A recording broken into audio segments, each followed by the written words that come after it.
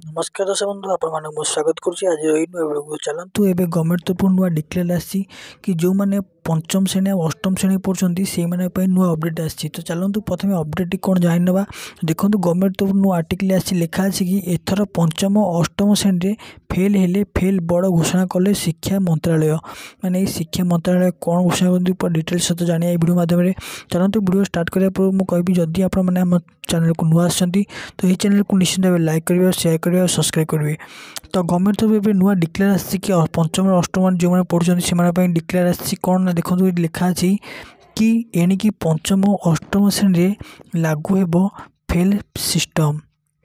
केंद्र सरकार नो डिजिशन रे पॉलिसी को उच्छेद करछंती किंतु छात्र छात्री को स्कूल बहिष्कार करें ना स्कूल कर्तृपक्ष यही दुई श्रेणी वार्षिक परीक्षार फेल हेले 2 मास मध्य छात्र छात्री पुणी परीक्षा दे पारे बोली आम राज्य सरकार निजे डिक्लेयर करछंती।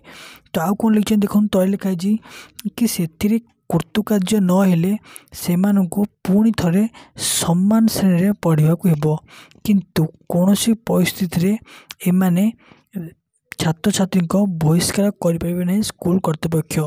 पास हो नथिबा पिले माने पुणी आउ थे एग्जाम दे पास हे बोली आम राज्य सरकार निजे डिक्लेयर करछंती। तो छोट छुआ मैंने जो मैंने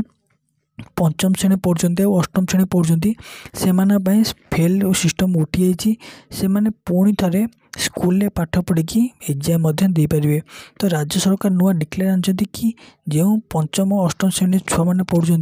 से जिते थर फेल हे से श्रेणी पुणी पढ़ी से शिक्षक मैंने से प्रति बहुत गुरुत्व देवे और पास करने चेष्टा चलेबे। तो राज्य सरकार ए दिन दिन स्कूल मान बहुत सारा उपाधि बहुत सारा भल भल पदक्षेप आनुंट। तो आपण पदक्षेप किपर लगे आम कमेंट सेक्शन माध्यम निहत जनइबे जदि वीडियो भल लगे निश्चित लाइक शेयर सब्सक्राइब करेंगे। तो आज वीडियो मुझे देखा अन्य वीडियो रोहित सांग जय जगन्नाथ।